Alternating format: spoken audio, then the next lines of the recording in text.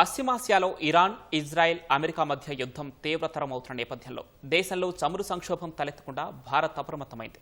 అత్యంత కీలకమైన హోర్ముజ్ జలసంధి గుండా నౌకల రాకపోకలు దాదాపుగా నిలిచినందున ప్రత్యామ్నాయ మార్గాలపై దృష్టి సారించింది.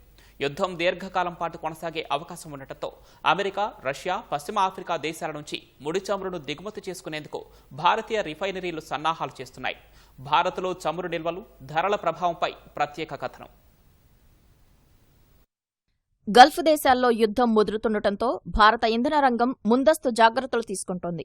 భారత్ తన ముడి చమురు అవసరాల్లో 88% దిగుమతులపైనే ఆధారపడుతోంది.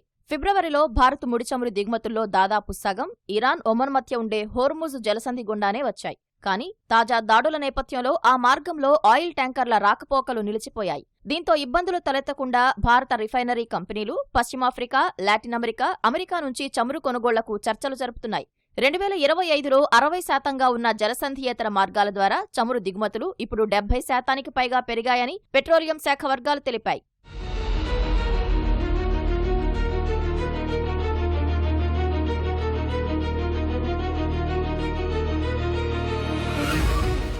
రష్యా నుంచి చమురు కొనుగోళ్లకు అమెరికా ఆంక్షల నుంచి తాత్కాలిక మినహాయింపు లభించడం భారత్కు కలిసొచ్చింది. మార్చి 5వ తేదీలోపు నౌకల్లో లోడ్ చేసిన రష్యన్ ముడి చమురు విక్రయాలకు ఏప్రిల్ 5 వరకు అమెరికా ట్రెజరీ డిపార్ట్మెంట్ అనుమతి ఇచ్చింది. దీంతో సముద్ర మార్గంలో ఉన్న రష్యన్ చమురును కొనుగోలు చేసేందుకు రిలయన్స్, హెచ్పీసీఎల్ వంటి సంస్థలు సిద్ధమయ్యాయి. రష్యా ముడి చమురు కొనుగోళ్లను భారత్ ఎప్పుడూ నిలిపివేయలేదని, ఫిబ్రవరిలో రోజుకు 10 లక్షల బ్యారెళ్లకు పైగా ముడి చమురును రష్యా నుంచి దిగుమతి చేసుకున్నట్లు అధికారులు తెలిపారు. 2023 నుంచి 2025 మధ్య భారత్ రష్యా నుంచి రోజుకు 16 లక్షల నుంచి 18 లక్షల బ్యారెళ్ల ముడి చమురును దిగుమతి చేసుకునేది.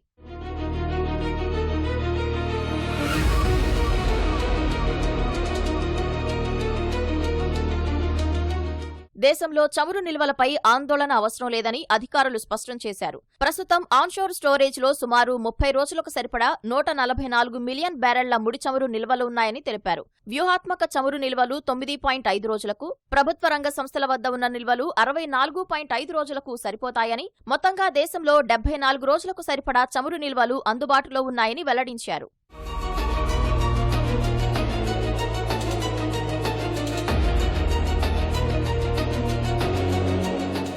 చమురు లభ్యత ఉన్నప్పటికీ భారత్కు ఆర్థికపరమైన సవాళ్లు తప్పవని విశ్లేషకులు హెచ్చరిస్తున్నారు. అంతర్జాతీయ మార్కెట్లో ఫిబ్రవరి 28న బ్యారెల్ ముడి చమురు ధర $70 ఉండగా ఇప్పుడు $92లకు పైగా పెరిగింది.